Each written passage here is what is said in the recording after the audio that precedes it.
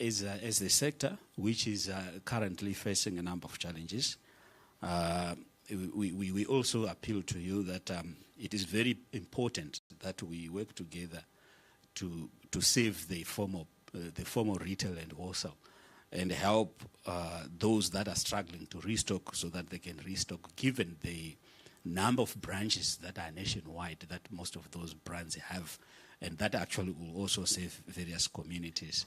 And yes, we have issues of IMTT. I think it is not an issue that falls under your purview, but it is actually coming strongly as increasing bank charges or cost of transacting. So I think it is the harmonization of the monetary and fiscal policies that may actually also help people to willingly go and open bank accounts, and also promotion of the culture of saving. Thank you, Governor. All right, I'll just take one more question from another guest. I'm Shoniwa Mungate, Vice Chairman, SMEs, Harare. I'm very worried, Governor, but I'm happy you are here. I've looked at all what you have been saying. Our worry is, what do you think about the small man, small business person? Things were tough, and the small men, all the big factories, companies closed. The small man, who is a vendor, who is a small business person, have managed to make Zimbabwe go. But when it comes to decisions, why are we left out? But I would want to know, as the governor, who I believe is very gigantic, what do you think could help? Because mafungirangu, makabva, kukudzwa netustoro tudikidiki kumamisha. Nasu unondimi panyanga. Munotifungirawo sei? And what is your thinking, perspective? Nenyaya kuti tingaita sei kuti zvinhu zvifambe. Because as a growing economy, anokudzwa neinformal trading. Kwese kwakanzi kwakaita mari, be India, be everything. Kuno vanhu muno mishini vaneida, dai Taiwan, mishini kubva kunze inotigadzira kana sugar chaiyo. You could find out kuti vanhu avaita shortage yesugar. What are you thinking as the governor kubatsirudza kuti zvinhu zvimbodzokerwa kuvanhu?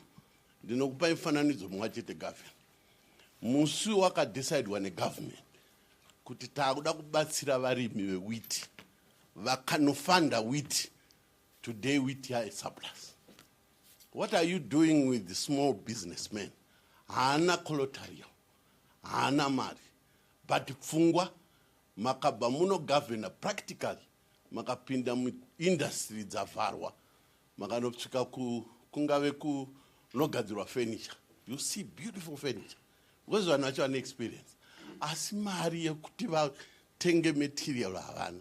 What are you thinking as an individual kuti mungapate sei kubatsirudza kuti informal sector ibudirire? Thank you very much. Governor, the floor is open. You can respond and we'll take another round of questions. Thank you. Okay. Thank you very much for those questions. Confederation of Zimbabwe Retailers, the removal of the 5% cap and the fact that you can now trade at any rate you want has always been there. That has always been the intention since we launched ZIG. But as I explained earlier on in the conversation, maybe it was misunderstood. But however, I would like to say that we are already beginning to see some retailers pricing themselves out of the market. You find that some are using exchange rates of 35, 33, and then their competitors are using competitive exchange rates of below 30.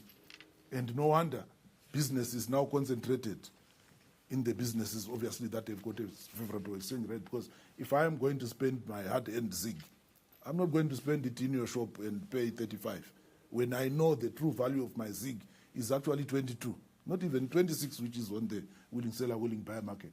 So I'm just urging you to be responsible as you exercise this discretion that has been given to you. Now, the issue to do with the auction funds that were converted to treasury bills, these treasury bills are tradable instruments, and therefore you can go and discount it if you want. You can trade it amongst yourselves. So they are as good as any other money market instrument. So we have done what we can as far as those auction funds are concerned. More so, given that when we actually go into the history of those auction funds, some of the people who were participating in these were actually speculators, but we don't want to go into that. We have given you an instrument which is interest earning, but if you don't need the instrument, you can trade it in the market. Then the issue of POS machines, the cost centers, there's no cost to a POS machine. Banks give POS machines to their traders free of charge. And then you transact. The only cost would be in the transactions. And in the monetary policy statement, we again came up with the $5 US or ZIG equivalent cap, where there are no bank charges that banks are going to charge. So there is no cost to it. The challenges which the sector is facing, restocking, etc., this is why we have allowed the retail sector to also access the targeted finance facility so that they are able to restock. So I'm sure we have addressed the concerns of the retail industry. Now, for the SMEs, Mr. Mungate, what can we do for you? We can only do something for you if you are formal, if you are organized. This is why we are encouraging you to say, as you go, when you go to the city council to get your vendor's license or whatever license it is, be it a CSO, go there with a POS machine. And when you are in the formal system, you can even access the targeted finance facility that is there. And it would also be easier for the authorities to then think of how they can modernize your working space. If you go to Glenview, that place has been burning down every year because of the way it is configured. But if these people were organized, again, banks would be very willing to go and construct suitable manufacturing incubators where you can then get somewhere in a clean environment, ablution facilities, even food courts there. That is the way we would want to grow you as the informal sector. We don't want you to continue to be a small-scale operator. We want you to grow. But we can only grow you if you are formal, if we know where you are. But if you are a vendor who operates at this corner today and the other corner tomorrow, it's very difficult for the authorities to intervene. So the more formal you are, the more it is possible for the authorities to assist you. Right. Before I hand it over to Faith for questions from our in-house audience, may you respond to a couple of questions that are coming from our online viewers. There is a question that says, why are the passports not being availed in the ZIG? If at all we are confident about, of course, how we have got this monetary regime in place. And then there's also the question about the surrender requirements, which are being questioned with regards to whether they are favorable enough for business, given the operating environment that business players are finding themselves in. Okay. Thank you very much for that. Let me start with the passports. There are certain contractual arrangements that would be there that require that passports be paid for in US dollars. But I don't see any reason why we should be concerned over a small thing like passport. You need a passport once every 10 years. And when you need the passport, you are wanting to travel, you already have the foreign currency. So why is this an issue? You know, we should be addressing bigger issues. We are in a multi-currency regime. Every one of you in this room, if I were to search you, you probably have got more US dollars than ZIG. So I don't think we should be focusing on the trivial. You know, a passport is not a daily thing where you're going to have to buy a passport every day. You need it once every 10 years when it's due for renewal. So that is the answer that I would give to that. Now, on the surrender requirements, I don't know what the listener is referring to there, because when you surrender the 30% in export proceeds, you get ZIG. It's not a tax. You are getting the equivalent in local currency. Remember, not every Zimbabwean is an exporter. So if you are a mining company and you are exporting and you don't want to surrender, you want to keep 100% of your forex, remember that the employees that we have eat SADSA. That SADSA is going to be cooked from meal produced by someone else who is not an exporter but who has to import that maize. So where are we going to get the foreign currency to import the maize if you are saying, oh, the foreign currency is yours? So the short answer is that for every dollar that you surrender, you are getting ZIG equivalent, and that ZIG is operating side by side with the US dollar as legal tender in this country. You can use it to also pay for your local expenses. Right, thank you, Governor. We are almost out of time. Faith, just a couple of questions, and we allow the Governor to respond to those before we wrap up. Now, ladies, when I say 2 minutes, now we only have 30 seconds, so make your questions quick and short. All right. Good morning, Governor. My name is Musawenko Tseka. I'm an independent financial analyst and also a columnist for some of the newspapers. So my question goes, is the willing buyer, willing seller platform effective as we want it to be? Because the people or the section of the economy that is determining the exchange rate, it's a minority of the broader economy, which is also the informal sector, which was being addressed. Unconventional as it might sound, it's something that has to be taken into consideration, because that is why maybe the parallel market is always running in the direction it runs, because they're not necessarily part of the way the exchange rate is determined in the formal sector. And yet in the formal sector, only a few players, like you were saying, are going through that platform to determine the exchange rate. So is that platform as effective as we want it to be? And also in regards to in terms of the liquidity, we see the local capital markets, ZSE is struggling. You see institutional investors like pension funds. They have a lot of money in that in those places, like in those investments, more investments in ZIG actually than in US dollars. But then the amount of ZIG that is maybe in circulation to facilitate maybe trading of those assets and growth of those assets is very low. What can be done to address such? And also pension funds move a lot of money. Large volumes of money, and most of them, they're inactive funds, the big industrial funds. Bank charges are crippling them day in, day out, and yet they are receiving low contributions from their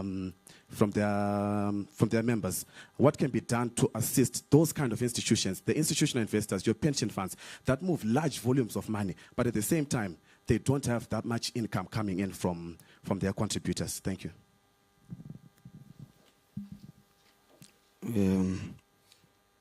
Makadini Dr. James Shavanu 1212. Is it clear? My name is Dr. Lucky Moyo. I am the executive chairman for Harare Chamber of Small to Medium Enterprises. To you, the Reserve Bank Governor, Mr. James Shavanu, I want to first maybe try to be clear on what are SMEs to you and to the nation. SMEs, they are in three divisions, three sectors. We've got micro, we've got... just to jump in there, if you may, just be straight to the question, as we are almost out of time. Okay, all right. So the Governor can sorry. So only I wanted to know, because most of it was informal. But maybe let me take a second or 2 seconds on that. We've got micro, where you can get informal. People, business who are not registered. We've got small, which are operating as from 5 to 25 in terms of labor. We've got the medium, which is 25 to 75 in terms of labor. In terms of graduation from medium, we have got a turnover of 3 million. So most of the companies in Zimbabwe, they are under SMEs. Now what I want is to really ask you on SMEs, which we think value addition is the most important thing in the country.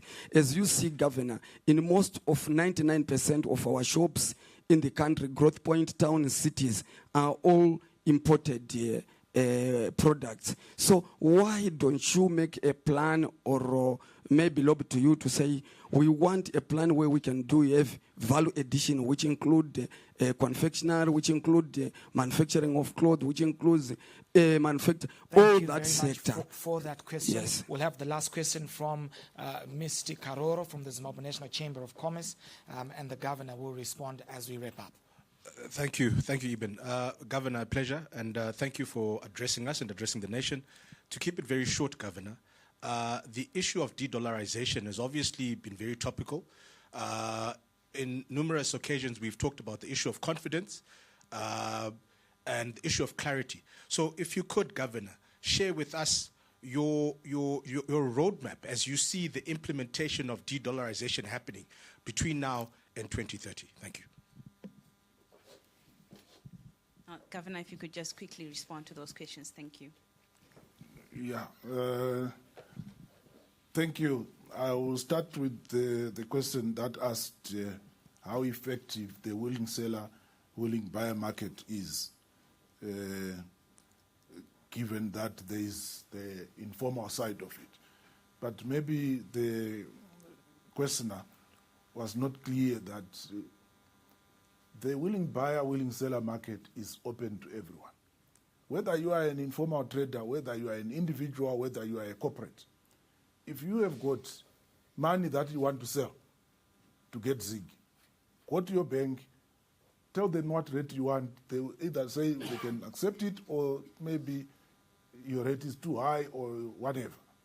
They will be able to transact with you. If you are also buying Forex, and is for legitimate purposes. It could be to import things from across the border. It could be to pay for a service. You go to your bank with your invoice. Again, you'll be able to get money on the willing seller, willing buyer market. So the exchange rate determination is not just confined to a few. We have sellers and we have got buyers, and we've got sellers who are individuals, sellers who are informal, buyers who are individuals, buyers who are informal. All those are players in the willing seller, willing buyer market. So in our view, it is working. You talk of the Zimbabwe Stock Exchange and say it is struggling because the amount of ZIG in circulation is low. I don't think that is the case, because pension funds are collecting ZIG, as you said, lots of it, and that money is finding its way on the Zimbabwe Stock Exchange. So it would not be feasible for the central bank to print money simply to make the Zimbabwe Stock Exchange liquid, because you know the unintended consequences of that. So the amount of money that is circulating, it is up to the people who are holding that money to decide whether they want to play on the Zimbabwe Stock Exchange or to invest in other areas, including even investing that money in the banks. You talk of bank charges as they apply to pension funds. Pension funds are the most powerful in terms of their bargaining power when it comes to the banks. And they are the ones that I said can protect themselves, as opposed to the central bank actually making deliberate policy to protect them. But I think we have discussed the issue of bank charges, and we have said it's a conversation that is ongoing with the banks. The issue to do with SMEs, I think it's a question that we had already answered. We want, whether they are micro, whether they are small, whether they are medium, as long as they are formal, we can put in place packages that will then enable them to grow and that will enable them to improve and increase their business. Mr. Karoro, de-dollarization roadmap. I think last time we had a conversation with the conversation of Zimbabwe industry. we actually said we would want them and yourselves and everyone else in Zimbabwe to come up with their ideas on how we can move from an arrangement now where we are 70% dollarized to an arrangement in 2030 where we are 0% dollarized and 100% ZiG. So the ball is in your court. If you've got any suggestions, let us have them so that we can then craft a de-dollarization roadmap that has got the buy-in of everyone in this country. Thank you. All right, Faith, another round of questions. We are just going to take just two more. Please, like I did say, straight to the question and avoid nitty-gritties. Thank you. Good morning. Thank you. I'm just going to be brief. My name is Onainyasha Mumure. I'm from Wise Investment Bridge. I just wanted to ask, how, in your perspective, does this policy facilitate for an environment that is investor-friendly and competitive, given that driving investment inwards requires building confidence locally and then demonstrating on a global scale that we are ready? Thank you very much. My name is Owen Mavengere from the Institute of Chartered Accountants. Governor, you made a comment that you would like presentation of accounts in Zim dollars. I think that's a welcome move, and most entities will be publishing their accounts in local currency, particularly the listed entities. Within the next few weeks, Governor, you will see a number of entities publishing their accounts. I think the only question is around the definition of all. I think we need clarity in terms of which entities are we focusing on. Our suggestion would be, let's start with the large listed entities on ZSE and then gradually move all across the economy. It will tie into the comment around that roadmap that we want to create. But certainly compliance is there, and most entities, the large ones, of course, will be publishing their accounts in local currency. But it's just perhaps a discussion around the definition of all and the timing so that we have a roadmap and a structured approach to ensuring that we do that. But certainly in terms of compliance, I just wanted to highlight that that is already being done. Thank you. Thank you. My name is Thomas Kwanzora from Adam Bid Holdings.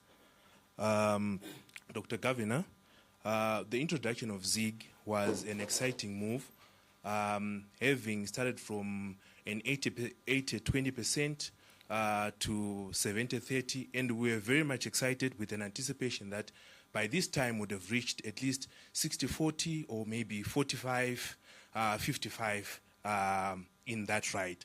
But you mentioned the issue of depreciation of the ZiG in August and September, and that period has created a huge gap, especially for companies who are in the manufacturing industry. It has created a huge gap where there's been no ZiG and there's a very, very tight liquidity. I understand you mentioned that there are a lot of transactions that are happening through banks and through Treasury in terms of trying to meet the fiscal deficit. But I will tell you that there's been no fiscal deficit of major companies that has been met since September or since August. And this has affected the beginning of businesses of companies since January. And that's why you find most companies are closing and most companies are actually retrenching people. People are losing employment because of that gap. So how are you going to merge this gap in terms of finding solutions as we now expect a new financial market beginning from the market policy that you presented and what is going to happen from March? Thank you. Right, thank you very much for those questions and for those submissions. We'll allow the governor to respond to those set of submissions. Yeah, thank you very much.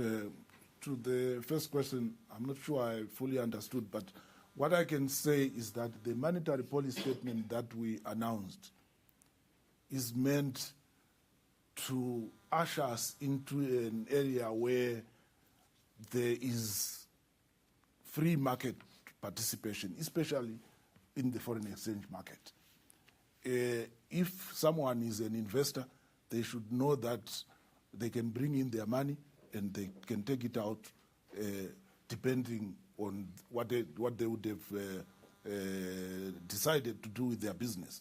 But We have an exchange control regime where a lot of things have been liberalized and people are able to bring in money and take it out as they wish. But as I said, maybe it's because I didn't fully understand what the questioner was driving at, but we have a policy that is friendly to investment as we speak. Now, on the issue to do with the ZIG as the presentation currency, I think we need to appreciate that ZIG is our national currency.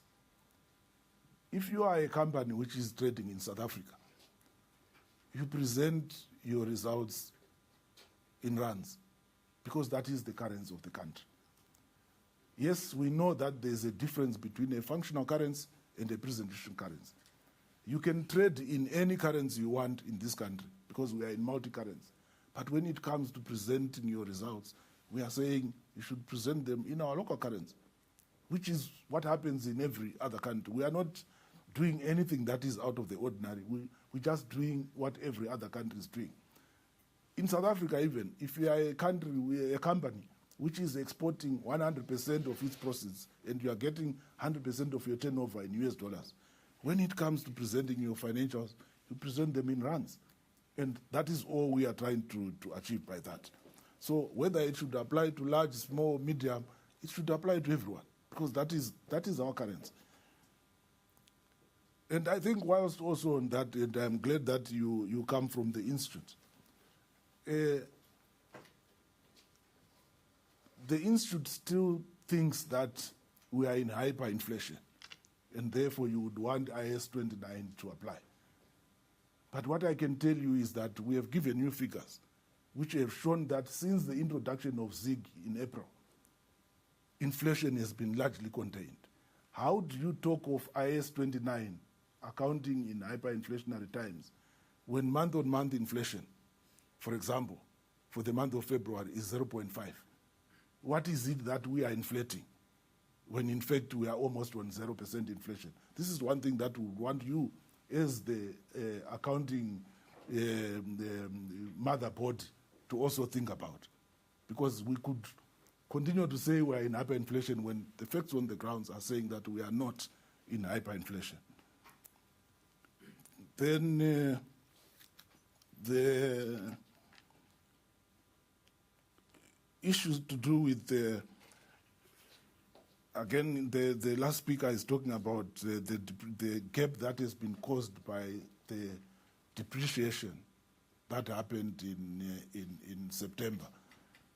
I'm not sure I understand where that gap is coming from, because all that happened was that the exchange rate moved from where it was to a new exchange rate. And since then, there has been stability. So where would the gap be coming from? I think this would get back to some of the issues that we raised to say the distortions created owing to that particular movement in the market as we wrap up. Wow. If you are referring to the statement that you were reading earlier on, now this now talks to a company's trading strategies, because when you are operating in a multi-currency environment, your supplier will come and ask you, I'm invoicing you. Would you want to be invoiced in ZIG or would you want to be invoiced in US dollars? If you choose to be invoiced in US dollars and then subsequently you want to pay in ZIG, be mindful of the fact that you are exposing yourself to currency risk. Because if today you get an invoice for $1,000 and the rate is 13, and then on the day that you pay it, the rate is now 26. You are now paying 26,000 ZIG as opposed to 13,000 ZIG. But if you had been invoiced in ZIG, you would still be paying the 13,000 ZIG. So this is to do with terms of trade, and it's up to you how you relate to your suppliers. Right. And of course, that's a wrap on this special podcast of Beyond the Dollar. I would like to thank our guest, Dr. Mshayabanu. Thank you for appearing on this very podcast.